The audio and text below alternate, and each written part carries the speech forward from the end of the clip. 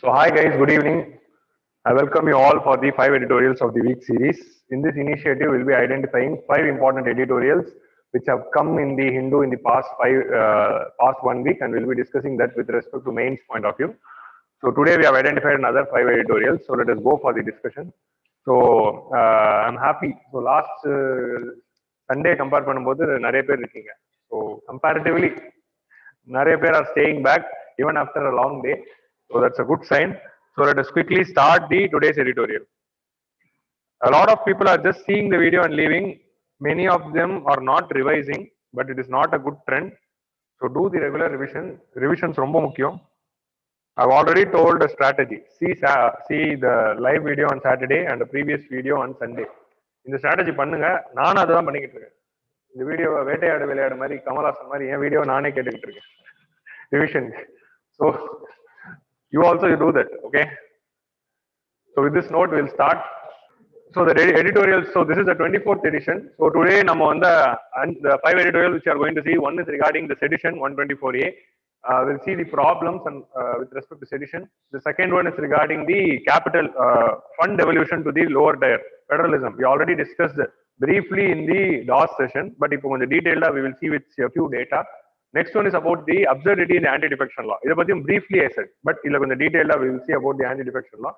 Then India-US relationship with after the advent of Joe Biden. This article came today, and this fifth article also came today. That is with respect to science and technology. Government of India released a new science and technology policy. Draft policy has been released, and the draft policy is being analyzed in this article. And there is a link with the economic survey also. So 2 articles today is having a link with the economic survey. I will talk about that also. So first article is about the sedition. So we all know Article 124A of IPC has this provision called sedition, which says that any person through any forms of communication, if that person is creating any hatred against the government or disrupts the public order because of the particular material, then sedition can be imposed. Sedition is Desha Droga Valakku. Desha Droga Valakku, Desha Droga Valakku, that is one of the types. So talking against the government, and that is creating any public disorder or that is creating hatred against the government. So Andamari, if someone is doing, the sedition can be invoked. It is a British era law. So already we saw about IT Act. Last week when we discussed about 66A and 69A of IT Act, and today we are discussing sedition. Both are interlinked. Okay. So rendume vandu see as a whole as a right to expression issue, and they are sure they are mains issues now. So let us see about the sedition in it. Sedition in the effect and not in the content. So theme of the article is that. So don't see what the individual is telling or what the individual is writing or what the individual is talking. Just see the impact of that incident. And the incident, if there is a violence, then it is a sedition. Not just because a person is speaking, it is a sedition. So that's so section 124A IPC, that is what we are going to discuss now. So before starting, so this is a British era law. So this law was brought by British government in the 19th century. So it is not even the 20th century law, it is a 19th century law to curb the Indian freedom struggle. So that is what we discussed. But this law is being followed even after the independence. So that is the sorry state. So we are having a constitutionally envisaged right to freedom of expression under Article 19. So even though Article 19 is giving us the right to freedom of expression, still we are having this sedition. So one person filed a PIL against this in 1962, and there was a judgment. Kedarnath Singh versus State of Bihar. Kedarnath Singh was charged under sedition, and that case went to Supreme Court, and Supreme Court upheld the sedition. So the case was, it is against the Article 19. So sedition is against Article 19. But because anyone is having the right to criticize the government, Anna Supreme Court upheld the sedition because it is a reasonable restriction under Article 19.2. Under Article 19.2, we are having 8 criteria: friendly relation with foreign states, sovereignty, unity, integrity of India, public order, security. So it is a reasonable restriction now. So Article 19 clause 2, 19 itself is having a reasonable restriction. So sedition is part of it. So it is not a law which is breaching the fundamental rights. Right to freedom of expression, unless in the judgment they said on this statement, right to freedom of expression is there for an individual unless it doesn't incite people to violence against the government or public disorder. So unless it is creating a violence or public disorder, or unless it is creating any severe hatred against the government, unless you can create hatred against the government, you cannot incite people against the government. inciting people against the government na makkala தூண்டி விட்டு போய் government attack பண்ற மாதிரி பண்றது, like the one which Donald Trump did, President Trump did. He gave a speech, because of that speech there was violence. So அந்த மாதிரி because of your speech people should not turn against government and go on attack, and that should not create any public disorder. So அதுதான் sedition. So that is what the article is mentioning here. Okay. And Kedarnath Singh case. So note down the names of the cases. So nama nariya cases I have discussed under this 5 editorials of the week. I am making a list of cases I discussed in the 5 editorials of the week. Are you making? I will not share that list to you. It's your duty to write your own list. Okay, because everything is there in YouTube and you're taking notes. So make a list. Next, Asim Trivedi case of 2012. In Asim Trivedi case 2012, Asim Trivedi is a cartoonist. He drew a cartoon which was seditious. பார்க்கவே வந்து ஐயோங்கிற மாதிரி இருக்கும், like degrading parliament. நம்ம பார்லிமெண்டோட அந்த diagram இருக்குல்ல, so சுத்தி வந்து toilet மாதிரி போட்டு டாய்லெட்டோட கனெக்ஷன் எல்லாமே பார்லிமெண்ட்ல வந்து விழுற மாதிரி. So all the people who are electing, அந்த மாதிரி ஆளுங்க தான் we are sending to parliamentங்கிற மாதிரி he depicted cartoon. அந்த கார்ட்டூனுக்கு அகேன்ஸ்டா then government filed a sedition case against Asim Trivedi. So அப்போ வந்து அந்த Asim Trivedi case when it went to Supreme Court, அப்போ வந்து Supreme Court gave a judge or guidelines. The guidelines which the police, who is charging the sedition charges, police is going to file the sedition charges. So what are all the guidelines the police should follow when they are invoking sedition? Objective evaluation of the material. The material, அவங்க போட்ட கார்ட்டூனா இருக்கட்டும், the written material or a book or a speech or any tweet or any Facebook comment, எதுவா இருந்தாலும் objectively you have to evaluate. அந்த ஈவெண்ட்னால ஏதாவது whether this particular material caused this particular disorder. இதனாலதான் public disorder ஏதாவது வந்ததா, அந்த கார்ட்டூன்னாலதான் ஏதாவது நடந்துச்சா. And police before filing a case they should get a legal opinion from a law officer. Okay, so law ஆஃபீஸர்னா என்னதுன்னா whether the condition is meeting or not. இதனாலதான் பப்ளிக் டிசார்டர் ஆச்சா இல்லையாங்கிறது போலீஸ் ஷுட் டிசைட் பண்ணிட்ட பிறகு they should ask opinion of a law officer, that is a legal any lawyer of that particular area. Written order, அந்த lawyer வந்து that lawyer should also analyse, okay இதனாலதான் இது நடந்திருக்குங்கிற மாதிரி தட் லாயர் வந்து ரிட்டன்ல they should give the approval. Only after getting the written approval then the police should go to public prosecutor. So 2 lawyers, first individual judgment of the police, after that first lawyer, then they should go to public prosecutor. Public prosecutor is the government lawyer, government appointed lawyer. So public prosecutor get approval வாங்கிட்டு then only the sedition can be charged against the person. Okay, இதுதான் அந்த procedure.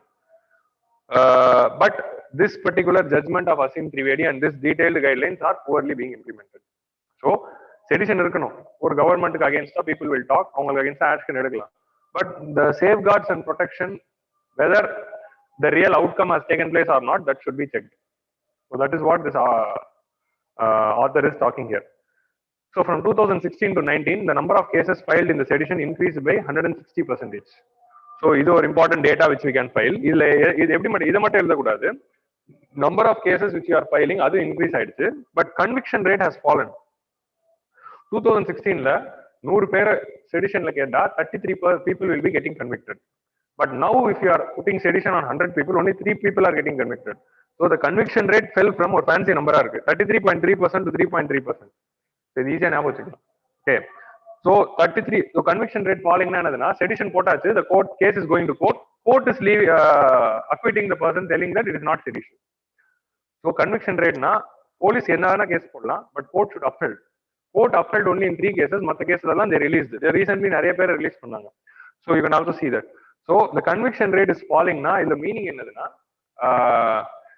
the cases are not being analyzed in detail before it is being charged. The police is not following the steps. They are just like that charging for a trivial cases also. So அதுதான் வந்து misuse of law இருக்கு. இன்னொரு angle என்னதுன்னா, even though these people are getting acquitted, the process itself is acting as a punishment. That is police, like take Disha Ravi. So case is going on. Now they got the bail, but that the trauma which she would have undergone for the past 2 weeks எடுத்து பாருங்க. So அந்த trauma தான் it's a punishment. So that is what the punishment they are undergoing.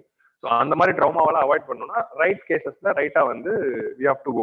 நம்ம இப்போ திஷா ரவியோட case கூட positive நெகட்டிவ்ஸ்க்குள்ள நான் போல, அந்த case file court case is going on. But what I'm telling is உங்களுக்கு ரீசெண்டா நீங்க நியூஸ்ல பாத்துருப்பீங்க, இந்த மாதிரி நிறைய பேர் வந்து court case, jail, investigation, national investigation, terrorism investigation, இந்த மாதிரி various investigation itself is a punishment.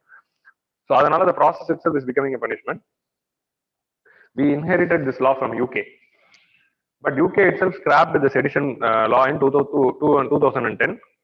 And we appointed this law commission. Law commission under 2018, government asked the law commission to give a report on whether we have to continue the sedition or not, but the report is not yet made public. What is the recommendation of law commission? So law commission, either they would have supported it or they would have been against it and they would have given a recommendation.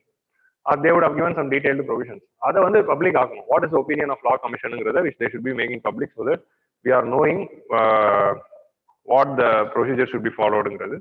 அதே மாதிரி effect based test னா before a sedition being filed we have to check the effect rather than the content. Okay, so and allegiance to due process and speedy trials. So what is the way forward na effect which we have to test not based on the content. Allegiance to due process should be followed, no compromise, and trials should be speedy. Take Disha Ravi case, the court was extending this case for 6 months na, for the 6 months that girl will be in the jail. If she is getting convicted, that is different. If she is not getting convicted, the 6 month process is a problem.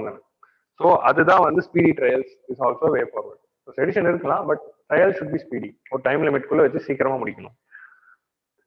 So, it is a powerful tool in the hands of the state to maintain the peace and order of the society. However, it cannot be invoked. So, this is a Supreme Court judgment. Recently, Supreme Court acquitted one person who was charged under sedition. When they are acquitting him, they said this. Sedition is a powerful tool in the hands of the state to maintain peace and order. Yes, to maintain peace and order, we are having it in the society. However, it cannot be invoked to disquieten the disquiet under the pretense of muzzling the miscreants. So, the meaning is a 10-mark question. Quieten the disquiet na government against the coral kudukurongala அமைதியாக்கிறதுக்கு use பண்ணக்கூடாது. Government அகேன்ஸ்டா ஒருத்தர் குரல் கொடுக்குறாருன்னா that is a criticism which should be there. Government எதிராக ஒருத்தர் குரல் கொடுக்குறவரை இந்த பிரிட்டன்ஸ்னா இன் தி நேம் ஆஃப் மஸ்லிங் தி டிஸ்பேரண்ட் அவங்களாம் வந்து தேச துரோகிகள், அவங்களை கண்ட்ரோல் பண்றேங்கிற பேர்ல கவர்மெண்ட்க்கு எதிராக குரல் கொடுக்குறவங்க மேல இது போடக்கூடாதுன்றாங்க. That's it. நான் தமிழ்ல எக்ஸ்பிளைன் பண்றேன். ஸோ தேச துரோகிகள்னு அவங்களை டேக் பண்ணி அவங்க மேல கேஸ் போடுறதுக்கு பதிலா we should follow the due process and speedy trial should be brought. So that is the recommendation and way forward the author is giving. So sedition வந்து Kedarnath Singh case Supreme Court itself has supported. So ஒரு கவர்மெண்ட்ல 2 route எடுக்கலாம். Sedition இருக்கலாம், sedition வேணாம். இருக்கலாம்னா due process should be right. வேணாம்னா it's well and good. Okay, ஏன்னா ஒரு கவர்மெண்ட்டுக்கு to disquiet in the public order we might need, but the due process should be followed. Regulations தான் கரெக்டா இருக்கும். ஆன்சர் எழுதுறப்போ 2 ஸ்டாண்ட் எடுக்கலாம், but the recommendation which you are giving should be proper. State நீங்க சொல்றது கவர்மெண்ட் தான். ஸ்டேட்ங்கிறது it's not the union territory and state, அது இல்ல.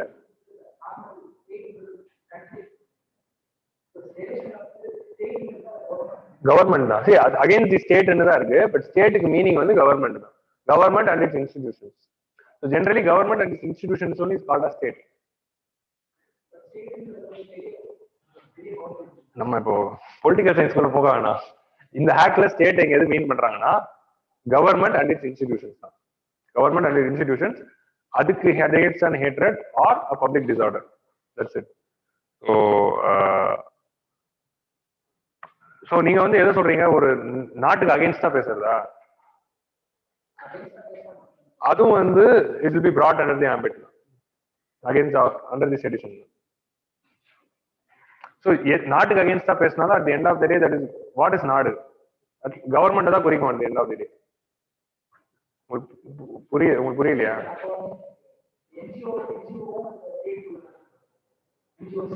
அதுதான் சொல்றேன், நீங்க அந்த அளவுக்கு டீடைல்டா போகாதீங்க. It's against government and it's organ. NGO civil society எல்லாம் கிடையாது, அதுக்கு அகைன்ஸ்ட் எல்லாம் பேசலாம். இது கவர்மெண்ட் அவங்களுக்கு அகைன்ஸ்டான கிரிட்டிசிசம் கண்ட்ரோல் பண்றதுக்காக இருக்கிற லா, அதனால இருக்கிற பப்ளிக் டிசார்டர். பிரிட்டிஷ் அதுக்காக தான் கொண்டு வந்தாங்க. So that is the objective, வேற எதுவும் இல்லை. So it is purely against government and it's organ and public disorder. So the next article is about the federalism and India's human capital. So இதுல என்ன சொல்றாங்க, ஃபினான்ஷியல் டிஸ்இன்ட்ரெஸ்ட். ஸோ இந்தியாவில் human capital development. So what is human capital? If the government is investing in the health, education and social security, na the human being which are part of this, which are being produced by the society will be converting that human resource into a capital resource, which is going to give benefit for the long run. So good education, good health irundhuna, that particular individual is going to contribute a lot to the society. So that is a capital investment. So that the individual itself will become a capital. So adha, so financial decentralization is one way through which we can develop the human capital. So adha vandu inga solranga. So already we have discussed, it is an extension. So 11th edition of the 5 editorials of the week series, we are having an article which talks about this decreasing state finances. So how state finances are being decreasing in the recent times, how central government finances are increasing and state government finances are decreasing. So adoda extension da in the article. So it is not duplicating it, it is just an extension da. So adanala you link this with that also. So this is, I took from economic survey. This is an article namma padichadanaala I am just showing you the amount as a percentage of GDP, how much we are both center and state combined. Both center and state combined as a percentage of GDP, they are spending 3% for education and 1.5% for health. So total we are spending 4.5%. But it is very much less when compared to other developed nations. Angala minimum level both center and state together. Total it is 7-8 in between. Namal just 4.5%. It is very low value. It should be in the data. 3, 1.5, 4.5. This data is enough to write any answer. Human capital, human development, or social security related any answer in the data. Okay. So World Bank's Human Capital Index ranks India at 116. So Human Capital Index of World Bank. This is a preliminary you have to note it down. So Human Capital Index is released by you. So that measures the health and educational outcomes of citizens. Health indicators, education indicators. Two indicators are the Human Capital Index. You go and do the work for research for the prelims. That indicators and parameters. So now let us focus here. Again, there is a report by ASER. Okay. So ASER it's a report released by the annual status of education report released by Pratham or NGO. So according to their report, poor learning outcomes is the major problem. So learning out, but the learning outcome is very poor. What the person is learning from the school is very bad. Everyone are going to school, but they are not learning what they should be learning. So that's next one, we are spending only 4% of GDP. In the editorial, they have mentioned 4, but the economic survey 4.5. So we can take the economic survey data. So we can change it to 4.5 for GDP. Why we are spending low? So it is a reason. Even though we are spending this much money, and he listed a lot of schemes which we are doing for health and education. That is factual on a mission. You can read in the paragraph. So he'll be talking about various schemes which is being implemented in this paragraph. So on the schemes you can see. And the schemes implement even after spending this much money, our outcomes are not matching. One main reason is financial decentralization is not happening. So there is a financial misbalance. So that is the main reason. So in the vertical imbalance, the vertical imbalance is the imbalance between the union government finances and state government finances. So union government, state government finances, there is a vertical imbalance. So to alleviate this vertical imbalance only, we are having finance commission, which will be for every 5 years, they will be giving the recommendation how much union government should share their money with the state government. And the share recommendation we are having finance commission. So they are giving various kind of devolution to states. Now one color. So tax devolution finance commission will be sharing the taxes collected with the states. So that is one thing. In the tax percentage. Next one, the grants in aids for any specific purposes. Or state northeast infrastructure, Jammu and Kashmir, they will be giving for special category states. Grants for public purpose, like Article 282 grants for public purpose they are using the centrally sponsored scheme. So grant in aid it is for those states which are in the specific need. Grant for public purpose now the union government, if they want to help the state government with respect to implementation of any schemes in the concurrent list and state list. Union list the union government will do. If at all union government wants to help the state government with respect to implementing any scheme in state list and concurrent list under Article 282 on an ad hoc temporary basis, union government can give money to state government. Adukku keela the government is bringing in the centrally sponsored scheme, where schemes will be implemented in the state list and concurrent list. Union government 80-20, 75-25, or 60-40, 90-10. In the Mari share, the union government and state government will be implementing. So, all the 90 northeastern states, other states 75. So, that's the centrally sponsored scheme. Okay. So இதுல என்ன ஒரு பிரச்சனைனா, இதுல நான் green and red போட்டிருக்கேன். இதுல எது better kind of a devolution னா, tax devolution is a good devolution because it is unconditional. Money is given, state government are having the power to implement it for any purposes. But இந்த ரெட்ல போட்டிருக்கிறது எல்லாமே grants in aid வந்து இன்ஃப்ராஸ்ட்ரக்சர்னா அதுக்கு மட்டும் தான் spend பண்ணும். அதே மாதிரி சென்ட்ரலி ஸ்பான்சர்ட் ஸ்கீம்னா, it is a scheme which is brought by central government but implemented by state government under state list. அந்த ஸ்கீம்ல எல்லாம் வந்து under article 282 when the money is being given அந்த பர்பஸ் மட்டும் தான் ஸ்பெண்ட் பண்ண வேண்டியதா இருக்கு. So it is conditional. So conditionalா இருக்குன்னா the discretion is not in the state government's hands. They are getting the money but that is conditional. இதெல்லாம் implement பண்ணணும்னு இருக்கு. It is tagged. So but tax devolution வந்து untagged. So income tax ல இருந்து corporate tax ல இருந்து union government will be sharing something. அது untagged. GST ல இருந்து they will be sharing the money. அது untagged. That the money they can use for any purpose. So இந்த மாதிரி untagged ஆவும் unconditionalான money தான் it's better than the tagged or conditional ones because then only state government will be having the power or autonomy to spend for their own purpose. So that is a point he wants to emphasize here. So நம்மளோட recommendation என்னவா இருக்கணும்?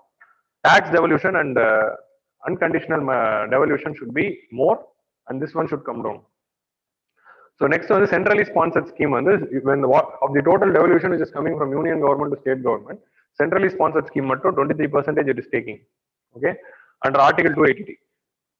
So it is given on the input cost sharing basis. Input cost sharing basis na enaduna, we are implementing the scheme. The scheme implement பண்றதுக்கு I am input on the scheme implement பண்றதுக்கு சில கொடுக்கறத input. So in the scheme implement பண்ணோம்னா I will share this much, you will share this much and we will implement. இதுதான் input based. Output based னா outcome based னு இன்னொரு outcome based னா என்னதுன்னா we are putting this money to achieve that outcome and the target. So இந்த மாதிரி target achieve பண்ற மாதிரி இருந்தாலும் better but most of the கேசஸ்ல வந்து இன்புட் சைட்ல தான் வந்து they are giving the money which is not desirable. So outcome based schemes-ல centrally sponsored scheme that will be better with a specific target. அந்த target achieve பண்றதுக்கு I am giving this much, you give this muchங்கிற மாதிரி இருந்தா that will be better. It is eating up the fiscal space of the states because state is having some money. State கிட்ட 100 crore இருக்குன்னா இந்த centrally sponsored scheme-ல state government should share 25%. அந்த 25% mandatory அவங்க அதுல இருந்து எடுத்து வைக்கணும். Even though the state government doesn't want to implement the scheme, they should do that. உங்களுக்கு புரியுதா logic? Even though state government doesn't want to do, or they will be doing something better. Like Tamil Nadu with respect to PDS, they are giving 20 kg rice for free. ஆனா அவங்க வந்து 1 kg rice 5 rupees கிட்ட சொல்றாங்க under National Food Security Act. So அதோட பெட்டரா we are doing. So why you have to keep money for that? அந்த மாதிரி வந்து ஒரு I'm just giving the example. So it is eating up the fiscal space because it is conditional. So Beam Singh case னு ஒரு case இருக்கு. அந்த case ஜட்மெண்ட்ல what they are telling. Article 282 வந்து special temporary and ad hoc பேசிஸ்ல தான் use பண்ணுவோம். Every year வந்து permanent பேசிஸ்ல யூஸ் பண்ணிட்டு இருக்க கூடாது. Centrally sponsored scheme has become permanent every year. So it is not as per the wishes of the constitution. So centrally sponsored scheme is good. ஆனா வந்து அதோட இது வந்து இன்க்ரீஸ் பண்ணிக்கிட்டே இருக்கக்கூடாதுங்கிற மாதிரி is telling. So the next one under 73rd and 74th Amendment Act, we had 11th and 12th schedule. We created panchayat and municipalities. Under 11th and 12th schedule, devolution of powers இருக்கும். What இப்போ வந்து union list state list மாதிரி இந்த local body state லிஸ்ட்ல இருந்து ஒரு சில விஷயங்களை எது லோக்கல் பாடிக்கு கொடுக்கலாம்ங்கிறத வந்து they have created a separate list under 11th schedule and 12th schedule. 11th schedule வந்து with respect to panchayats and 12th schedule with respect to municipalities. எந்தெந்த பவர் பஞ்சாயத்து கொடுக்கலாம், எந்தெந்த பவர் முனிசிபாலிட்டி கொடுக்கலாம்னு there is a list. அந்த லிஸ்ட்ல state government are not fully transferring the power to municipality. அதுல வந்து செலக்டடா தான் பண்றாங்க. And it is very much there is a lot of disparity all over India. It is given on the state's discretion to give the power to municipality. But ஒரு state ஒரு மாதிரி பண்றதுனால there is a huge disparity. Again, they are also not financially empowered. State government is reluctant to share the power with the municipalities and state government is reluctant to share the money. But புரியல, இந்த 29 இருக்கு, 18 இருக்கு, இதுல எதெல்லாம் அவங்க கொடுக்கணுமோ கொடுத்துக்கலாம் அப்படின்னு discretion is given to state government. But state governments are reluctant and they are also reluctant to share the money also. So if you could say they are not fiscally empowered also. Taxation power வந்து ரொம்ப கம்மியா தான் தராங்க. Even though if you are a municipality you are creating, panchayat create பண்றோம், அது எப்போ வந்து self சஸ்டெய்னிங்கா பெட்டரா நடக்கும்னா டாக்ஸேஷன் பவர்ஸோ அது கொடுத்தாதான். பட் யூனியன் ஸ்டேட் கவர்மெண்ட் என்ன பண்றாங்க, what ever union government is doing with state government is doing with municipality. They are taking all the taxation powers and taking all the money and devoluting less. அவங்களுக்கு நிறைய taxation கொடுக்கணும். Like property tax எடுத்து பாத்தீங்கன்னா property tax is given to them, but property tax collection is very low because of the we are not digitalized the land records. பட்டா நிறைய லேண்டுக்கு இல்ல, அதனால property tax implement பண்ண முடியும். Now we are having a புது scheme, Swamitva scheme, digitalization of land record, we have brought a scheme, but still developed nationல தான் வந்து property tax collection is 3% of the total taxes. ஆனா இந்தியால it is 0.2% of the total taxes, so it is very less. No, it is 3% of GDP. அங்க இந்தியால 0.2% of GDP. So with respect to GDP தான் அந்த percentage கொடுத்திருக்காங்க. So this is another data. So more taxation power should be given and more power should be devoluted to the states. ஏன்னா if you could see 11th schedule 12th schedule health education இருக்கு, corporation schools இருக்கு, panchayat schools இருக்கு. So they are also running the schools. So அந்த schools many people are studying. So அதோட quality improve ஆகணும்னா they should have good finances. So in the health and education are also part of the 11th and 12th schedule of constitution. So that should be done. State Finance Commission is not at all formed in many states, India. So அதனால தான் வந்து 15th Finance Commission has given a strict recommendation. From 2024 March வரைக்கும் தான் deadline. Within that, all the states should create State Finance Commission and started devoluting more funds, which is constitutionally mandated one to do. If they are not doing, no more, there won't be any devolution after 2024. In the union government, the state government devolution will be cut off. So இன்னொரு விஷயம் what finance commission has done that it has recommended, so last or 3 finance commissions வந்து they are directly giving the devolution to the local bodies. Directா வந்து union governmentல இருந்து local bodies இந்த finance commission itself is giving. So அதனால வந்து local bodies are getting the funds. So state finance commission also should be implemented. So what is the way forward? Unconditional transfers, increase the tax devolution, reduce the input based centrally sponsored scheme, outcome based centrally sponsored scheme இருக்கணும், and decrease the cess. Cessல என்ன பிரச்சனை? Cessல என்ன பிரச்சனைனா when the tax is imposed and the income tax ல இருந்து வர money will be shared with the states and the finance commission. But if at all any cess is being implemented, that money will be used only by the union government and that won't be shared. So recent times la union government is increasing the cesses and decreasing the taxes. டாக்ஸை வந்து குறைச்சிட்டு chess அதிகமா increase பண்றாங்க. இப்போ வந்து agricultural infrastructure chess ஒன்று கொண்டு வந்தாங்க, petroleum chess. இந்த மாதிரி செஸ் போட்டு union government is taking the money, they are not in application to share it with the states, but the money is being collected from the people from the states தான். So ஒரு சில developed states will be giving more contribution to that particular cess, but they are not giving the இது. So this is the way forward. Okay, so அந்த data மட்டும் நோட் பண்ணிக்கோங்க, revise it. இதெல்லாம் வந்து ஒரு ஒரே நாள்லாம் ரிவைஸ் பண்ண முடியாது, திருப்பி திருப்பி கேட்டுட்டே இருந்தால் தான் அந்த சப்கான்சியஸ்குள்ள போகும். இதெல்லாம் சப்கான்சியஸ்குள்ள போக வேண்டியது. அப்போதான் ஆன்சர் ரைட்டிங்ல it should come involuntarily. Involuntary ரியாக்ஷனா இந்த டேட்டாலாம் வரணும், இந்த பாயிண்ட்ஸ் வரணும். ஏன்னா வாலண்டரி ஆச்சுன்னா நீங்க யோசிக்க ஆரம்பிச்சிருங்க, டைம் வேஸ்ட் ஆகும். அதுக்கு தான் I'm asking you to do the revision. So multi-level federal system represents the best way forward for developing the human capital. So in the statement is very good to write in the answers or way forward. நீங்களே way forward எழுதும்போது எழுதலாம். Multi-level federal system, so with proper devolution at all the 3 stages, is the best way forward for developing the human capital. So that is the theme of the editorial. So the next editorial is regarding absurdity in the anti-defection law. Already நான் இதை பத்தி ஒரு analogy வச்சு yesterday I explained, 2 days back I explained.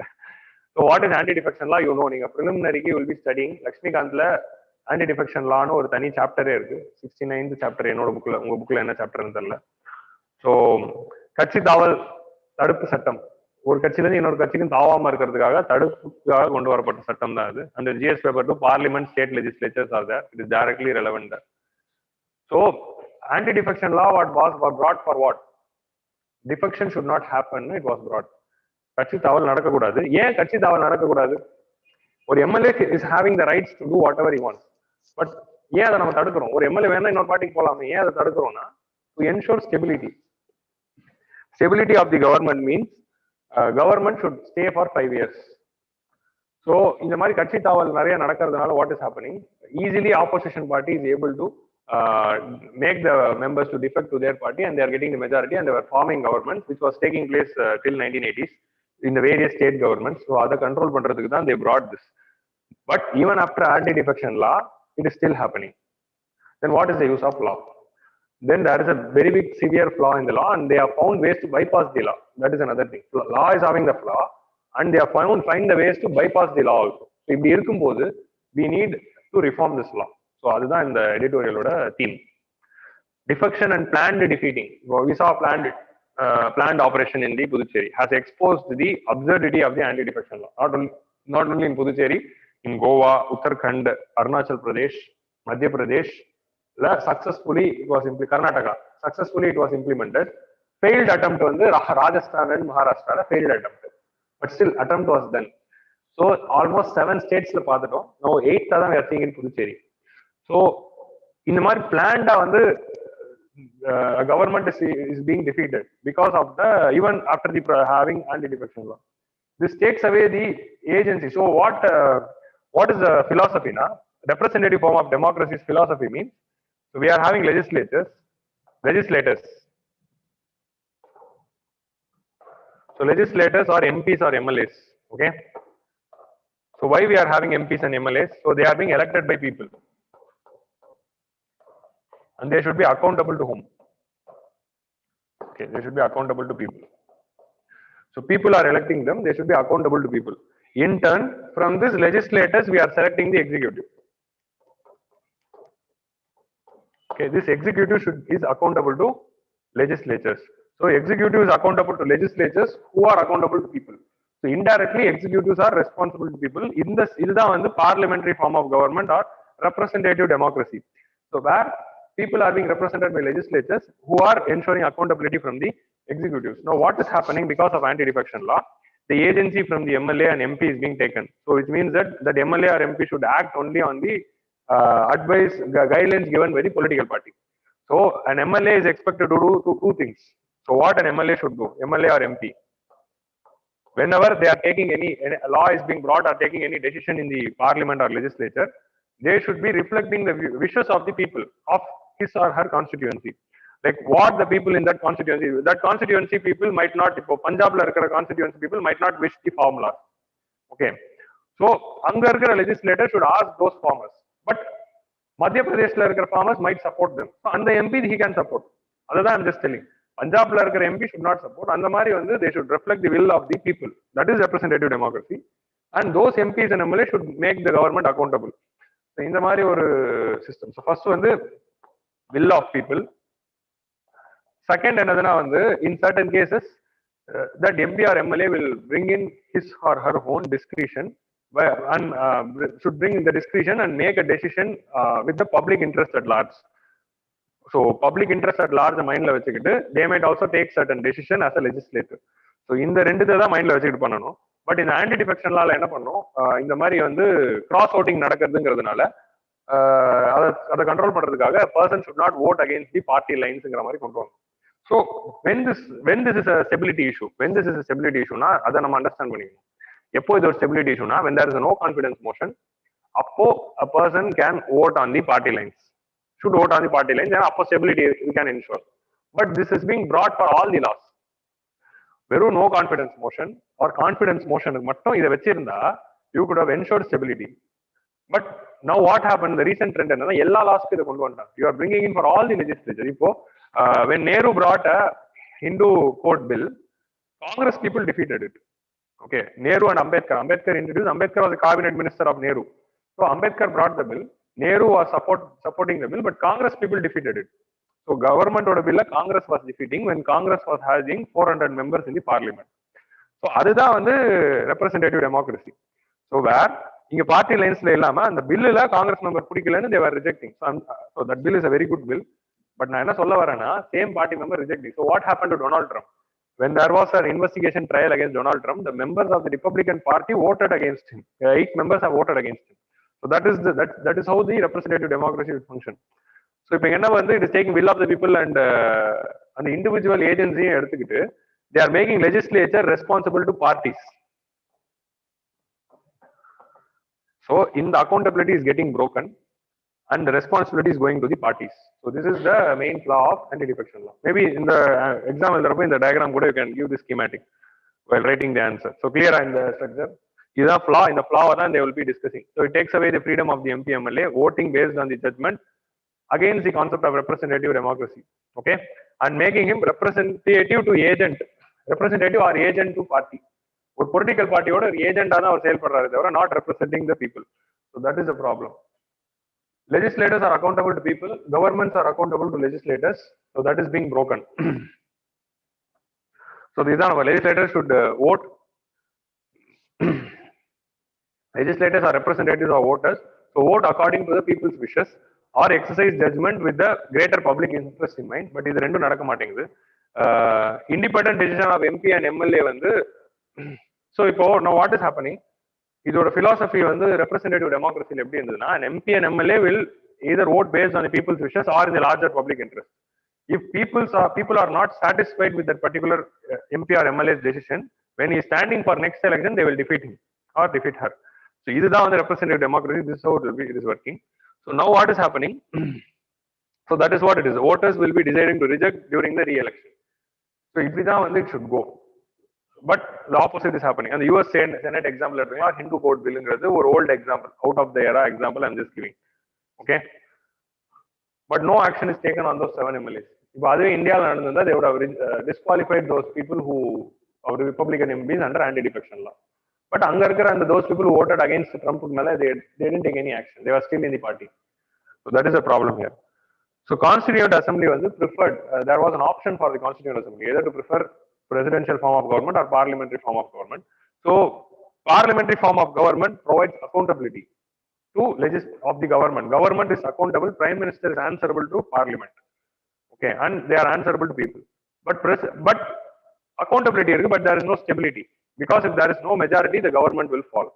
And a presidential form of government, the stability is there. When a president is elected, 4 years that person will be president. No need to be accountable to Congress. Parliament, the president will not be accountable. That's the presidential form of government. So accountability venuma, stability venuma, there was a question during the Constituent Assembly, and Ambedkar's vision, he gave the explanation for preferring the parliamentary form of government. Lakshmikant. So we preferred accountability over stability. That's we chose parliamentary form of government. We need government to be accountable to legislature. They should be perform on the wishes of the legislature. So even though if it is not stable, no problem. But accountability we chose preference of accountability over stability, where government is accountable to legislature on daily basis through question hour, through motions, no confidence motion or any other motions. In the mari time they should be accountable. Only if the particular government is having the support of majority of the MPs, then they can be the government. Even the members of the own party are not willing, they can remove the government. So that is how it should work. So we didn't have the political parties in mind. So political parties mind or individual MP mind they will apply their discretion, they will be behaving in a dignified way. And the assumption we brought in this form of government. So if government needs to function well, they should have the dignity. The president. So again, this issue another issue they have started bypassing the anti-defection law. So through resignation, earlier when no confidence motion, these people will vote against. Tamil Nadu example, 18 MLAs who are in support of OPS voted against the EPS in the no confidence motion. Star in Sattalang and the time. So 18 MLAs of OPS they voted against EPS. So upon 18 MLAs against that, you can bring in what? Anti-defection law, because they voted against the ADMK's order. So the anti-defection law will come. So if a new model, they are not voting against it, they are resigning it. So these opposition parties are trying to give money and they are asking them to resign. Resign பண்றதுனால the strength of the assembly is coming down. So the majority number கீழ இவங்க போயிடுறாங்க. So automatically opposition party might get the numbers. So அந்த மாதிரி நடக்குது. So through resignation route. So இன்னொன்னு என்ன பார்த்தோம்னா, voters who defected will be rejected by the people. But our people என்ன பண்றாங்க, if you could see in Karnataka and Madhya Pradesh, those people who resigned from this thing, or those people who voted against it, or those people who defected, they were disqualified in the anti-defection law. So those people who defected were disqualified. And the election, and the election, in that election again they are winning in the opposition parties vote.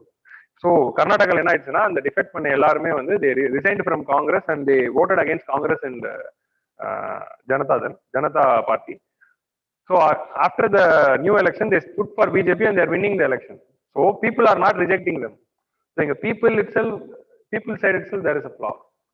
So people get we should take the awareness. So and the issue it happened in Karnataka and Madhya Pradesh. So these are all the issues here. So constitutional amendment so it is not a legal. So we are seeing it as an illegal issue. This is another court case but it is not a legal issue, it is a political issue. So this solution schedule add solution this solution intra-party democracy. So your MLA should not be so weak that he is moving out of your party and going to another party just for money. So your party's membership should be based on ideology. If your member is strong in ideology, they will never move from Congress to BJP. They are both opposite poles. If you are seeing any member in Tamil Nadu who is moving from Congress to BJP, then they are not at all strong in ideology. If a member is moving from BJP to Congress, they are not at all strong in ideology because they are two opposite spectrums. A person cannot convert from this to this in one day. So, so what is the meaning there? So people are not having strong ideological leniency. So that's so the ideology but they cannot move like that. But DMK and ADMK are having same ideology. So they are not opposite ideological people. But BJP and Congress are opposite ideological people. Totally opposite. So this defection is very wrong thing. So intra-party, if your party is having intra-party democracy, so why that person is moving out of your party? Because you are not treating them well. You are not having merit-based hierarchy in your party. You are using money as a method to give the power, or inheritance is happening. Family politics. So based on the family thing, hierarchy. So there is no intra-party democracy and there is no merit-based hierarchy. So merit is not determining, competency is not determining, only money is determining. Wherever money is there they will be going. So that is the thing. So intra-party democracy and democracy within the party and the strength among the members, unity in the party is the only way. So if a party doesn't want the members to get defected, the party leadership should bring in trust. So இது political party side reform, the constitutional reform என்ன பண்ணாலும் மாறாது. திருடனா பார்த்து திருந்தாவிட்டால் திருட்டை ஒழிக்க முடியாது. That is the only logic which they are talking here. Okay, so we'll go to the next editorial. Bidden, the bidden touch to sober yet substantive ties. Suhasini Haidar. So Suhasini Haidar, she will be writing all the article one, don't miss it. So she is the diplomatic editor of Hindu. So already we discussed the article regarding Biden in 5 editorials of the week, but we discussed it before he became the president. So on November we discussed. After the winning of elections, we discussed what might happen if Biden is coming for that mains. But on the mains mudinjichu. So now for our mains enna irukala Biden vanda piragu what policies he is bringing. Based on that policy, how the India-US relations are going to change. So yesterday only I said, for the past 4 years, at least one USA question is there in IR, in paper 2. Kandipa one USA question aadu vandirudhu. So apdi irukumbodhu India-USA is very important. So don't miss any article in IR. So India-USA relations in Biden administration, how it is going to be. That's in the article. So Mr. Biden is not planning to change the course of Mr. Trump. So one விஷயம் என்னதுன்னா when you are writing, இதை பத்தி I would have இதுக்கு முன்னாடி discuss பண்ணதில்லை. Addressing the head of the state mister போட்டுருங்க or president போட்டுருங்க. President Biden, President Trump or Mr. Biden, Mr. Trump. When you are writing the answer, you should write like this. Biden, Trump அப்படிலாம் எழுதக்கூடாது. Okay. So Mr. Biden not planning to change the course of Mr. Trump. So what Mr. Trump did, so he wanted to make a close relationship with India because of certain reasons, because of the anti-China mindset. That is one convergence. Because of growing role of India, that is one convergence. Based on that, Trump came very closer to India and India went closer to USA. So Mr. Biden is also not going to change it. So that's the article is telling. Okay. So called, so in the other part, like how we can see now, after Biden became president, he called all புது president வந்தாருன்னா எல்லா நாடுகளுக்கும் பேசுவாங்க. இதுக்கு முன்னாடி இருந்தது இருக்கா இல்லையா அந்த மாதிரி Biden also started calling each and every leader. So the order of which he called வச்சு பாக்குறப்போ first he called the treaty partners, அதாவது NATOல இருக்கிற members. So non-NATO members call பண்றப்போ first he called India even before Israel and Saudi Arabia. Israel and Saudi Arabia are considered to be the close partners of USA, but Biden spoke to our Prime Minister than before speaking to Saudi Arabia and Israel. So it shows that the priority has increased in the recent times. So அதுதான் வந்து அந்த indication. So USA foreign policy ல இந்தியாவுக்கு இருக்கிற priority has increased. So that is the point. So climate change. So climate change already we discussed. So Biden joined the Paris Agreement. So USA is going to come back into the Paris Agreement and they are going to contribute and they are going to strengthen it further. So we are fearing. So in the last 4 years, actually, it is a very big loss because 2015 to 20 now, it was the formative years of Paris Agreement. Paris Agreement will come into force in 2025. So 2025, when it is coming into force now, the steps will be taken. And the time, 2020 it will come into force. So by the time it is coming into force, they decided to strengthen the finances and they decided to strengthen a certain provisions and certain responsibilities. But at the time, USA not being there and not sharing any finances was a huge loss. But still, now they have joined. And Biden is going to conduct this Earth Day Summit. So Earth Day Summit, April 22 is the Earth Day. On that day only, Rio de Janeiro Summit took place in 1992. So on the Earth Day Summit, they are going to create they are going to call all the environment minister and they are going to create a summit on how we can take this Paris Agreement after USA has joined it. So climate change strengthen to show to the public that USA has come back. He is conducting the summit. That is a very good sign because we already discussed the role of developed nation with respect to climate agreements in the previous editorials. What is the importance? And the USA joining in is a very important thing. And idella area of cooperation. One climate change is an area of cooperation. Then study this Earth Day Summit with respect to preliminary point of view. Health cooperation. So they are going to coordinate more with respect to pharmaceutical. Like pharmaceutical in the area na vaccine and or sila drugs they are going to have the cooperation. Immigration law Trump was not pro India and pro immigration. He was anti immigration. So visa norms are tightened. So Joe Biden has loosened the visa norm. So that is a good symbol. Okay.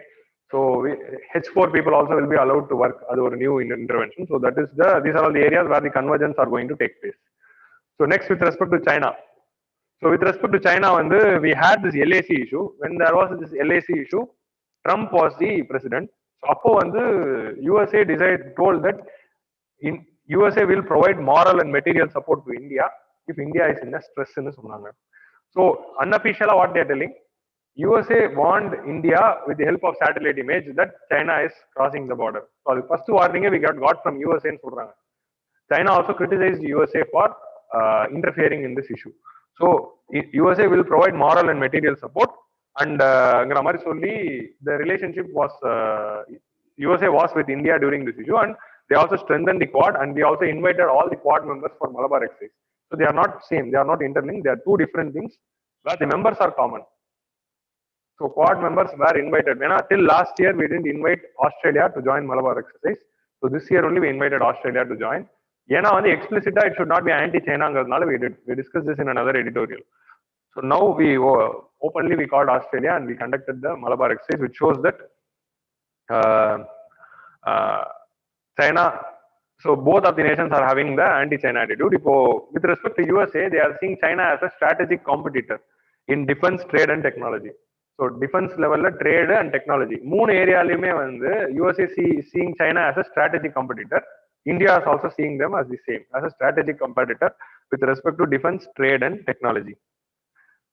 But China is needed with respect to climate change. Climate change deal successful you need cooperation of China because China is the largest emitter of carbon. Highest CO2 emissions in the world China.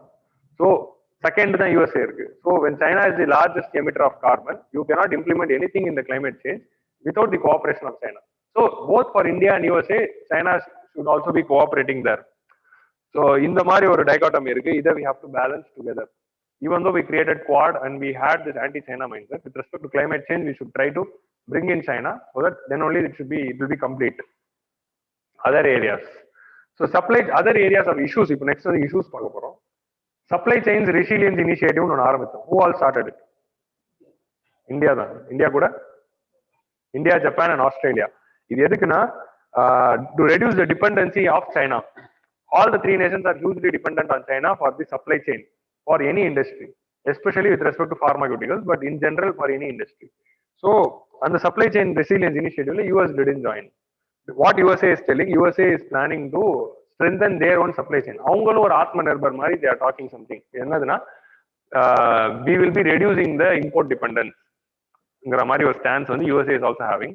So அவங்க இதுல சேர்ந்து இருந்தாங்கன்னா India could have leveraged their pharmaceutical sector. ஏன்னா Australia is buying pharmaceutical from India, pharmaceuticals, and Japan is getting, USA is also is getting, but USA is planning to strengthen their own production capacity. If that is happening, India might lose the export market. So we should try to bring in the USA into this initiative, and we have to increase our exports to USA with respect to pharmaceuticals. அது ஒரு முக்கியமான விஷயம்.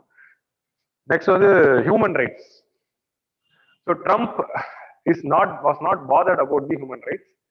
Trump administration, அது நான் என்ன சொல்ல வரேன்னா, Trump administration வந்து they weren't, so earlier democratic government எப்போ வந்தாலும் they will be questioning this human rights issue with respect to any nation, with respect to India also. So in the Trump era, there wasn't any criticism from USA with respect to Article 370 scrapping, or with respect to Citizenship Amendment Act, or with respect to the Twitter issue which was going on. இந்த மாதிரி எது இருந்தாலும் there was no questioning from the USA. So India was not morally cautious. So they were not morally threatened by USA to take a decision. So Indian government easily they took a lot of decision. அப்போ opposition and the Democratic Party was questioning all these issues. So அதெல்லாம் வந்து என்ன சொல்றாங்க, no more value holiday. Value holiday என்னதுன்னா, each and every, the values behind each and every initiative will be questioned by Democratic Party. So Democratic Party is against all this initiative of the government. Article 370 scrapping, அதே மாதிரி வந்து CAA law, இப்போ ரீசெண்டா நடந்த Twitter battle, அதே மாதிரி form ப்ரொடெஸ்ட்டுக்குமே வந்து democratic party is supporting. Then shut down of many international NGOs. Many international NGOs, INGOs international NGOs like Amnesty International. Indian government வந்து they scrutinize the funding of 3 important NGOs which are receiving largest amount of foreign funds. One, Amnesty International, which is a human rights NGO. Next வந்து Greenpeace International, which is environment NGO. Compassion International வந்து Christian missionary, so Christianity related NGO. இந்த 3 NGO வந்து they were raising largest fund. 3 NGO ஓட fundsலயே வந்து government took stern action, and all the 3 NGOs are dysfunctional in India now because of the scrutiny of funding. So இது மூணுமே வந்து they are having a huge base in the USA. So அப்படி இருக்கும்போது Trump administration never cared about that, but Democratic Party and Biden administration will question India here. So with respect to human rights issue, we will not have value holidays which we enjoyed during the Trump previous administration. Answer இப்படி எழுதலாம். With respect to new administration, we will not have the value holidays with the previous administration provided us with respect to certain issues like அந்த மாதிரி answer எழுதலாம். Okay. அதே மாதிரி Sri Lanka and Myanmar. So USA is openly against Rajapaksa government with respect to the 2009 massacre, and against the this government, against Myanmar military with respect to Rohingya issue, and with respect to the recent coup. But India is not as India is not criticizing as equal as USA. Now there is going to be a resolution against Myanmar in a United Nations Security Council. India is a United Nations Security Council member. So அந்த ஏரியால there will be pressure from USA to vote against Sri Lanka. Sorry, vote against Myanmar. But India, now we saw the dilemma of India yesterday. So அந்த ஒரு dilemma இருக்கு. Next வந்து UNHRC. So what is people who couldn't attend yesterday's class, என்ன dilemma? If India is taking a strong stance against Myanmar and Sri Lanka, they will become pro-China. If they are becoming pro-China, the 2 of our neighbors, the Chinese incursions will be increasing. So that is a problem here.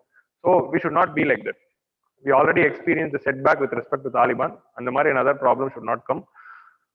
So UNHRC there is a voting against Sri Lanka, and UNSC there will be a talk about Myanmar. ரெண்டுத்துலயுமே வந்து India is polished. India is not openly critic because of the China issue, but USA will pressurize India to vote against both of them. And Biden administration openly they supported Aung San Suu Kyi and they criticized the coup. So this is one issue. And CATSA. So CATSA is a law which was brought by Democrats, not by Republicans. So when Biden administration is coming, they will try to implement this CATSA strongly. So Trump was little favorable to Russia. So Trump and Putin are friends. Trend out. Yes, Putin will be very happy because he wants Trump-like person to rule USA. Russia will become strong. But Trump administration gave us the waiver, but we don't know whether this new administration will give waiver or not. So we have to wait and see. Otherwise, they will give sanctions for us because the delivery is going to happen. S400 delivery already one batch ஆயிருக்கு, இன்னொரு batch கூடிய சீக்கிரம் நடக்கும். So that is one thing. The last one is generalized system. Next one is generalized system of preferences. So இந்த GSP na என்னதுன்னா, so in WTO we are having this special and differential treatment clause. Okay, S&D clause னு சொல்லுவாங்க. What is the special and differential treatment na? We are having something called national treatment and most favored nation. You should not discriminate against any nation னு பார்த்திருக்கோம். But with respect to least developed nations or poor nations, you can discriminate. Reservation மாதிரி, equity principle. இப்போ வந்து ஒரு poor nation இருக்கு, like ஒரு Vietnam மாதிரி, ஒரு ஆப்பிரிக்கா மாதிரி, ஒரு தாய்லாந்து மாதிரி, ஒரு பங்களாதேஷ் மாதிரி ஒரு நேஷன் இருக்குன்னா, you can have less tariffs or you can not have tariffs at all. அந்த ட்ரீட்மெண்ட் வந்து you are not subjected to most favored nation. So under that, based on that only, USA brought this generalized system of preferences or scheme kondu vandu. They were not implementing tariff for lot of imports they do from the developing nations. So India was the largest beneficiary of this thing. So India vandu, they will not impose tariffs with respect to a lot of horticultural exports and food exports. So if the Trump administration was already not liking the trade deficit, so they wanted to reduce the trade deficit. And the mari, when they wanted to reduce the trade deficit, they removed this benefit they gave to India. Since India ku USA ku trade deficit jastiya irukadnala, they wanted to reduce it, so they removed the benefits which USA gave to India under this GSP scheme. So India will demand to reinstate the GSP scheme now. So in the GSP scheme will be another bilateral issue. ரெண்டு பேரும் உட்காந்து பேச்சுவார்த்தை நடத்தினாங்கன்னா எதை பத்தி எல்லாம் பேச போறாங்கன்னா இதை பத்தி தான் பேச போறாங்கன்னு சொல்ல வரேன். These are all the issues where which they will be discussing. So India should make Biden administration to bring back that. ஏன்னா அதனால யார் அஃபெக்ட் ஆக போறாங்கன்னா again farmers or horticultural farmers are going to get affected. Again Afghanistan and Pakistan. So USA is seeing India neither as a problem nor as a solution. Okay.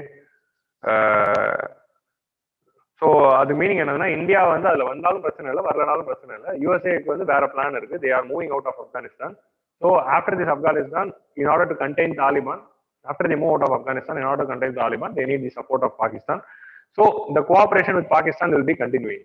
And also yesterday, USA appreciated Pakistan for their improvement in the FATF action. So FATF பரவாயில்லப்பா, நீங்க வந்து 24 போட்டிங்க, very குட்னு சொல்லியிருக்காங்க. So அந்த மாதிரி வந்து they started to appreciate. So this is going to be one issue. So we have to talk about this also, because we are also victims of terrorism. You know the story. So this is one issue which is going to be there. Okay, so clear. So now let us go to the last editorial. So last editorial is again a very important editorial because we are having this word called indigenization of technology and intellectual property rights in GS paper 3. So government of India brought in a new draft policy, draft science and technology and innovation policy 2020. Okay, Google பண்ணுங்க, draft science and technology innovation policy 2020 ன்னு Google பண்ணி study the provisions. ஏன்னா preliminary they can ask. And அதோட provisions என்ன, what is the benefit it is going to bring ங்கிறதா வந்து we are going to see. Okay, in this editorial. ஐயோ, I didn't change it. So இதை அடிச்சிருங்க, இங்க அடிச்சு draft science and technology and innovation policy 2020. So we discussed about this in economic survey. என்ன ஒன்று பார்த்தோம்னா patent வச்சு ஒன்று பார்த்தோம். இந்தியாவில் வந்து what is the issue with respect to patents-னா local residents ஓட நம்பர் கம்மியா இருக்கு. That is one thing we saw. Then we saw about the issue with respect to the ஒன்னு patent வச்சு பார்த்தோம், இன்னொன்று innovationல பார்த்தோம். What we saw in innovation, private sector participation is very less, number of personnel from the private sector is very less, R&D in the private sector is very less. So we have to boost that. அந்த ரெண்டு இஷ்யூவை address பண்றதுக்கு தான் government has brought in this policy. So economic survey is giving a criticism, and the criticism again alleviate பண்றதுக்கு government is bringing a policy. Okay, so we are having provisions to alleviate both the issues. So அது வந்து இன்னொரு link with economic survey. உங்களால link பண்ணிக்க முடியாது, இப்படிதான் have to link with the link. So there is two data. இந்த ரெண்டு data வந்து it's very important data. USA reportல India is the third largest publisher. So one good thing என்னதுன்னா, India is the third largest publisher of scientific papers. Paper publish பண்றதுல நம்ம ஆளுங்க வேர்ல்ட்லயே third after USA and China. அத்தனை அவ்வளோ paper நம்ம file பண்றோம் நம்ம ஆளுங்க. ஸோ வீணோ நம்ம கிளாஸ்ல இன்ஜினியர்ஸ் இருந்தா நீங்களும் ஏதாவது பேப்பர் ஃபைல் பண்ணிருப்பீங்க. கரெக்டா? எத்தனை பேர் பண்ணிருக்கீங்க? ஓகே. அதுல எத்தனை பேர் வந்து ரிசர்ச் பண்ணி பண்ணீங்க? இல்ல எத்தனை பேர் காப்பி பேஸ்ட் பண்ணி பண்ணீங்க? காப்பி பேஸ்டா? ரிசர்ச் காப்பி, அதாவது சும்மா பேருக்குன்னு பண்ணாம ஒரு நியூ இன்புட்டா இல்லாம சும்மா பேப்பர் போடணுமேனு போட்டது எத்தனை பேர்? மெஜாரிட்டி ஆஃப் தி பீப்புள் அப்படிதானே போடுறோம். அதுதான் இஷ்யூவே. India is the third largest publisher of the peer-reviewed science and technology journal articles and papers. Growth of 10%. In the last the growth of 10% வந்து it is in the last decade. Last decade 10% increase ஆயிருக்கு. But the number of papers published by China and USA who are ahead of India. So China is leading with thrice the number of papers which India is publishing and twice that of India. So இது வந்து they are thrice and twice அப்புறம் India இருக்கு. So which is a huge gap. So இன்னும் வந்து we have to go more. இது வந்து economic சர்வேல வேற மாதிரி ஒரு பாயிண்ட் சொல்லியிருந்தாங்க, குளோபல் இனோவேஷன் இண்டெக்ஸ் வச்சு. ஞாபகம் இருக்கா? இனோவேஷன் இண்டெக்ஸ்ல India is already performing good, but they're not as equal as the top 10 economies. அதுக்கு இன்னொரு மாதிரி ஒரு பாயிண்ட் தான் வந்து they're giving here. So publications are India பப்ளிஷ்லாம் பண்ணுது, சரிதான், டாப் 3 தான், but they're not at all impactful. Okay. So highly certified article இண்டெக்ஸ்னு ஒரு இண்டெக்ஸ் இருக்கு. It is not very important index. ப்ரிலிம்லாம் கேட்க மாட்டாங்க, ஏன்னா வந்து each and every Journal will publishing it. So will be publishing it. It is not that one institution is publishing it. Any journal will publish it. So highly cited articles இண்டெக்ஸ்னா என்னதுன்னா, if you are publishing a paper, if another person is doing report in the same topic, they will be citing your report according to report of Adil with regarding to the machine technology of image processing. நான் அதில் தான் paper போட்டேன். According to ஆதில்ஸ் பேப்பர்னு சொல்லி என் பேப்பரை take பண்ணி they will be taking some output of my paper and they will be tagging, citing my paper. கீழே வந்து ரெஃபரன்சஸ்ல my name they will be putting. நீங்க பேப்பர் எல்லாம் பார்த்துருப்பீங்க, நீங்களும் அதெல்லாம் போட்டிருப்பீங்க சைட்டேஷன். அந்த மாதிரி இந்தியா வந்து they're third largest publisher. But எத்தனை சைட்டேஷன் ஆகுது அந்த இண்டெக்ஸ்ல வந்து we are having only 0.7 mark. So 1 இருந்தாதான் வந்து இட்ஸ் குட், பட் 0.7னா லோவஸ்ட் லோ சைட்டேஷன். நிறைய பேப்பர் இருக்கு, but own citing. So your paper are not at all creating any impact. நீங்க பேப்பர் போடுறீங்க, அதனால வந்து ஒரு அவுட்கம் இல்லை. வாட் இஸ் த இம்பாக்ட்னா, அதனால ஒரு இனோவேட்டிவ் அவுட்கம் வந்திருக்கணும், ஆர் அதனால நியூ டிஸ்கவரி வந்திருக்கணும், ஆர் ஒரு நியூ ஒரு impact it should have created in the science and technology. But it is not at all creating. Just for the name sake people are publishing papers. So that is the issue. India filed, so number of patents, 2000 international patents file பண்ணிருக்கோம். Not local patents, 2000 international patents. Okay. But World Intellectual Property Organization is having this patent cooperation treaty, and the treaty kila we filed 2k patents, but China is publishing 58,000 patents, international patents. India கிட்ட 2000 international patents தான் இருக்கு, but China is publishing 58,000. USA is publishing 57,000. So India is filing only 2,000 international patents. So WPO's patent cooperation treaty enables one nation to publish a patent in another nation. So நம்ம பார்த்தோம்ல, இந்தியாவில் file பண்ற பேட்டன்ட்ல number of patents being filed by Indians is very less. Foreigners தான் நிறைய publish பண்றாங்கன்னு நம்ம பார்த்தோம். ஸோ அதோட இன்னொரு டைமென்ஷன் டேட்டா தான் இது. ஸோ நெக்ஸ்ட் வந்து author is talking about how the science and technology policies evolve. So இதெல்லாம் வந்து ஒரு டேட்டா. கண்டிப்பா வந்து எஸ்ஏல mains answer we can expect here. Even in group 1 also we can expect, because we are having the same topic in the group 1 mains also. So evolution of India's science and technology policies over the years. So first science and tech, இது வந்து fifth science and technology policy in the draft. So இதுக்கு முன்னாடி ஒரு 4 policy இருந்தது. So what they focused and how it evolvedங்கிறத குயிக்கா we will see. So 1958 policy, scientific policy resolution, it talked about scientific enterprises and scientific temper. So India scientific enterprise should grow, so more innovation should come, and scientific temper among the people should grow. Adna objective another. We constructed a lot of research institutes and lab all over India, like Council for Industrial and Scientific Research, Council for Agricultural Research, இந்த மாதிரி DRDO னு ஒரு lab. DRDO ல we saw a lot of sub labs which are நிறைய innovations வந்து GMT ல பார்த்தோம். So அந்த மாதிரி we created a lot of research institute under first policy. So first policy is about institutional mechanism. Second policy came in 1983. So group 1 படிக்கிறவங்களுக்கு note down the year. So that is one thing. Advanced scientific infrastructure and personnel. So first we created lab, next we have to lab and institute, next வந்து infrastructure facility நிறைய create பண்ணி more number of personnel should come into the research. Lab இருக்கு, now people should come and do the research. அதுக்கு வந்து we started bringing in the policy. So to bring in a lot of people in the research. So அதனால research scholars க்கு grants கொடுக்கிறது, அந்த மாதிரி PhD ஸ்காலர்ஸ்க்கு grants கொடுக்கறது, scholarship கொடுக்கறது. Next வந்து technological self Reliance, that was the objective. The research should benefit the society. அந்த மாதிரி research government focus, not general research. அந்த ரிசர்ச்னால there should be immediate social outcome in the society. So Mars ரிசர்ச்சுக்கு they will not be funding. So social outcomeக்கு immediate result வரும். So அந்த மாதிரி வந்து benefit to the immediate benefit to the society in electronics, and they also focused the research with electronics and biotechnology. ஏன்னா 1980s தான் these two things started to boom. எலக்ட்ரானிக்ஸா இருக்கட்டும், பயோடெக்னாலஜியா இருக்கட்டும், that was the starting point. So அப்போ India also funded them. So next policy came after 20 years. They created a body called Scientific Engineering Research Board ன்னு நினைக்கிறேன். Scientific and Engineering Research Board called SERB. So அந்த மாதிரி ஒரு regulatory பாடி create பண்ணி, so it is not a regulatory body, it is a body which is going to facilitate research. இந்த research எல்லாம் facilitate பண்றதுக்கும் for a coordination among all the research labs. CSIR இருக்கு, DRDO இருக்கு, Council for Agricultural Research இருக்கு. So it was creating a coordination among all these bodies, and it was to coordinate the research and to make them into one. அந்த மாதிரி. So அதுக்காக they created it. And they aimed at increasing the GERD. GERD னா என்னதுன்னா gross expenditure on research. Okay. So gross expenditure on research and development வந்து government decided to increase into 0.7% of GDP. So 0.7% of GDP தான் அப்போ டார்கெட்டா இருந்தது. அப்போ அதை விட கம்மியா இருந்திருக்கு. But 0.7% of GDP is very low.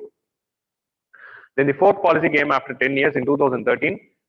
So innovation was the focus. Innovation and startups was the focus. And India aspired to become a global leader. Voice not clear. Ayyo. எப்போதுல இருந்து?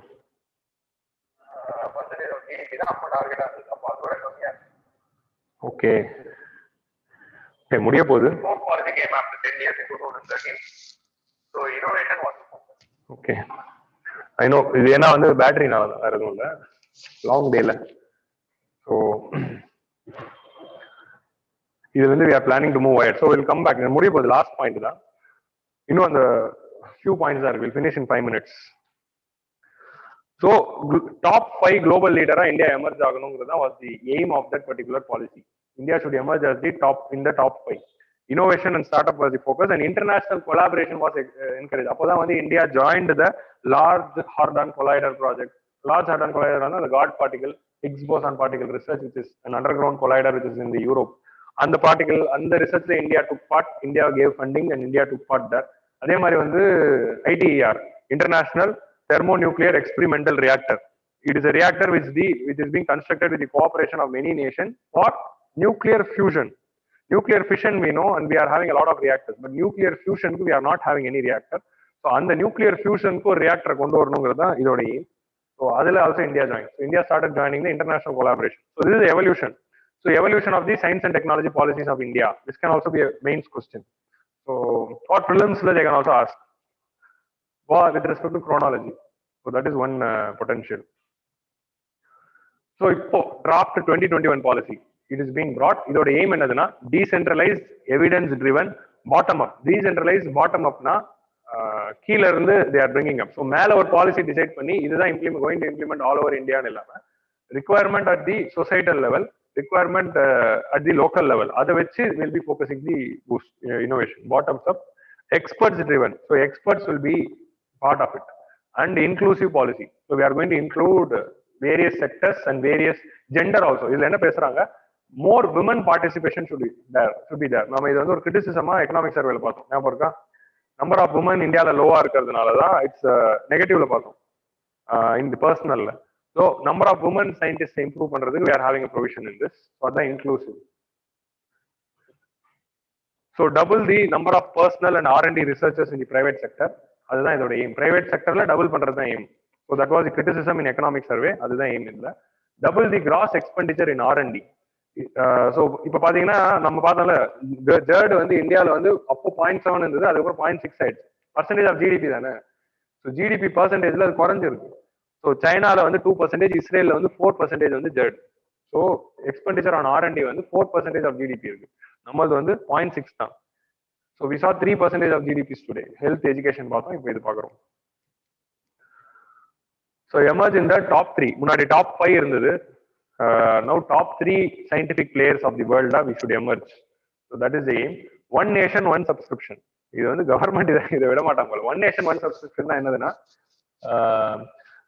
scientific access to scientific journal. It is a very important scheme தான். இது வந்து பண்ணி இல்ல, very important scheme.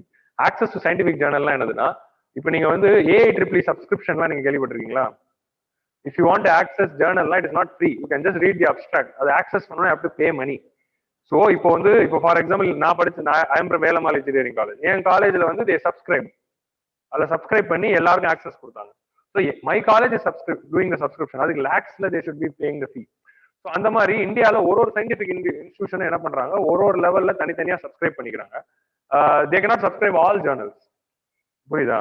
One institution cannot subscribe all journals. So one nation one subscription என்ன பண்ண போகுதுன்னா, government and with the funding from various research institution, அந்த funding எல்லாம் கிளப் பண்ணி one subscription for all the journals மாதிரி. India will be subscribing the journal. இப்போ Indian government அந்த journal subscribe பண்ணிடுச்சுன்னா இந்தியாவில் இருக்கிற anyone can access. அந்த மாதிரி வந்து ஒரு ஸ்கீமை வந்து we are negotiating with the journals and publishers. So அதுதான் இந்த ஸ்கீமோட மெயின் எய்ம். ஸோ அந்த மாதிரி வந்து இப்போ ஃபார் எக்ஸாம்பிள் IIT பாம்பே பண்ற சப்ஸ்கிரிப்ஷன் வந்து it will not be accessible for IIT Calcutta or IIT Kharagpur, Calcutta இல்ல Kharagpur, or IIT Madras. So IIT Bombay கிட்ட அந்த சப்ஸ்கிரிப்ஷன் இருக்கும். only their students can be seeing it. So entire இந்தியாவுக்கு one subscription, all Indians can see. அந்த மாதிரி வந்து வி நீட் அ பாலிசி. ஏன்னா இந்தியாவில் இருக்க பாப்புலேஷனுக்கு they will be earning more. அது இல்லாம வி ஆர் டிமாண்டிங். அந்த நெகோசியேஷன் போயிட்டு இருக்கு. ஸோ ஸ்டேட் ஃபண்டிங் இந்த research. So state government funding, இங்க வந்து ஸ்டேட் கவர்மெண்ட் மீன் பண்றாங்க. State government also should fund in the ரிசர்ச்ங்கிற மாதிரி. ஏன்னா state government contribution is very less. Whatever is being done union government is doing. So state government contribution should increase. Fiscal incentives for MSME. MSME செக்டர்ல research boost பண்றதுக்கு they are giving fiscal incentives under the new scheme. Indigenous knowledge system, whatever indigenous knowledge system we are having, Rashtriya Kamdhenu Aayog, அந்த மாதிரி whatever indigenous knowledge system which we are having, அதுல வந்து we will be doing the we will be doing the research. அதுல இருந்து ஏதாவது outcomes வருதா அந்த மாதிரி. So reaching out the Indian scientific diaspora, இந்த பாப் பலராம், ஸ்வாதி மோகன், அந்த மாதிரி பீப்புள் எல்லாம் வந்து நீங்க இந்தியா வாங்க, இங்க ஏதாவது பண்ணிட்டு போங்க, ஸ்வதேஷ் படத்துல வர மாதிரி கம் பேக் டு இந்தியா, அந்த மாதிரி வந்து we will be trying out our diaspora. இங்க வந்து இங்க ஏதாவது பண்ணிட்டு போங்க. அதுக்கு வந்து we will be launching the scheme. So அது இந்த மாதிரி there is various aims. So இதுதான் வந்து டிராஃப்ட் பாலிசி. நான் ரொம்ப பிரீஃபா இங்க சொல்லியிருக்கேன். இன்னும் டீடைல்டா கூட படிச்சுக்கோங்க அதை. Okay, see detailed provision because it is coming in a time when we are focusing on innovation and economic survey இத பத்தி பேசி இருக்கிறதுனால it might be very important. Okay, so with this note we have come to the end. If you are having any doubts you can ask me. Online people, உங்களுக்கு doubts இருந்தா you can ask. So class is over, போறவங்களும் போலாம். So இந்த மாதிரி இதெல்லாம் வந்து draft பண்ணி நான் ரொம்ப பிரீஃபா இங்க சொல்லியிருக்கேன். இன்னும் டீடைலா கூட படிங்க. Online people, if you are having any doubts, you can ask me.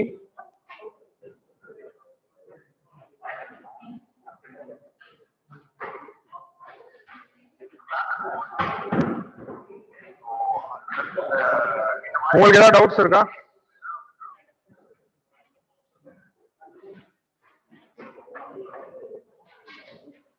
Right அப் பண்ணிடலாமா? டவுட்ஸ் எதுவும் இல்லையா?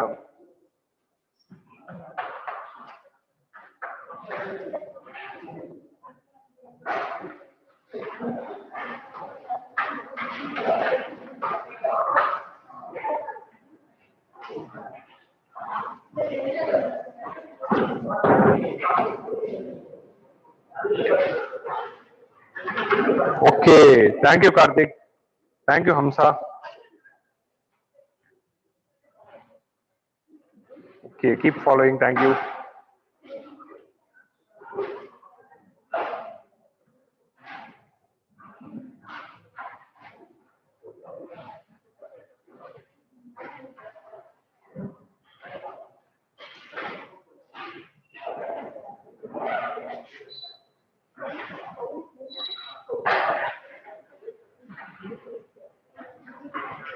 சொல்லுங்க. Sedition. நீங்க சத்தமா கேட்கணும், ஏன்னா we continue the session. சொல்லுங்க. அதனால கேளுங்க. Contempt of court. That is also credited in court. See, contempt of court is similar to sedition. whatever sedition is for the government, na contempt of court for the judiciary. Yes, that's it. All that is also being criticized. Now, contempt of court, we also had an editorial. Or editorial, we detailedly discussed about the problems in the contempt of court and solutions for that. The editorial, we already discussed it. I'll end it out to you. Same logic da. So contempt of court should be there. But what amounts to contempt of court is the question. A cartoon cannot be contempt of court. Stand-up comedy and a tweet is not contempt of court. So contempt of court is something which stops the judiciary from implementing certain laws and willful disobedience of judiciary. And the mari da judicial order, willful disobedience, it is contempt of court. Or if you are obstructing the functioning of judiciary, it is contempt of court. Not if you criticize a judge. Or a verdict. You can criticize a verdict, you can criticize a judge in the recommendation. But here, the discretion of contempt of court, it's in the court. One safeguard contempt of court can be invoked only after the assent of Attorney General. Attorney General of India would assent, even Supreme Court can bring in. But in recent instances, Supreme Court, even suo motu, they didn't ask the assent also. And the Supreme Court itself is doing. Like with respect to Prashant Bhushan case. In Prashant Bhushan case, Supreme Court didn't give assent. Attorney General didn't give assent. But they invoked.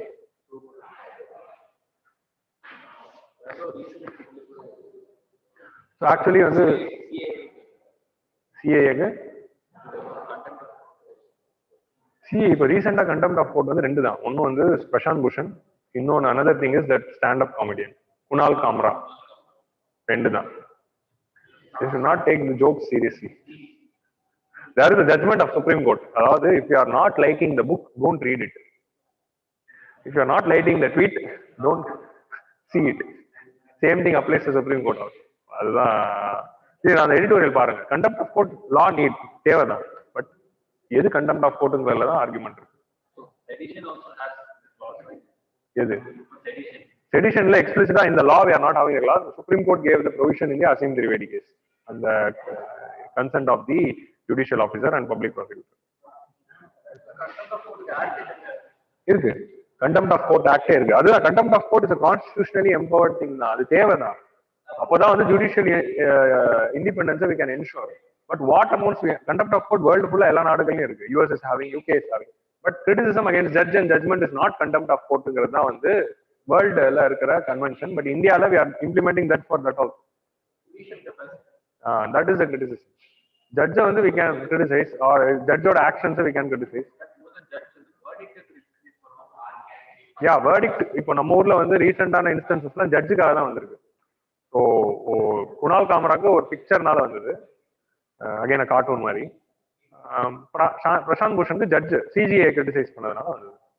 So அந்த editorial பாருங்க, everything will be answered there. I discussed in detail. See that editorial where I discussed about the contempt of Prashant Bhushan case which I discussed.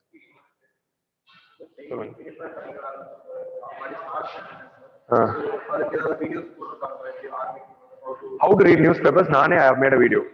Even in the நம்மளுடைய சேனல்லே இருக்கு. நம்ம GMD video இருக்குல, அதோட description box பாத்தீங்கன்னா I am having a video for how to read newspaper, how to read current affairs.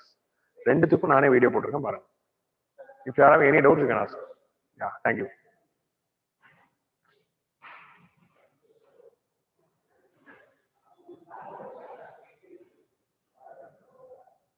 Okay, thank you, Ajita. Thank you, Anandi. Okay, guys. With this note, we'll wind up this 5 editorials of the week initiative. We will meet next week with another 5 editorials. So till then, do the proper revision because revision is very important. So next week we are going to have the 25th edition. So 25th edition, grand edition. Okay, stay tuned.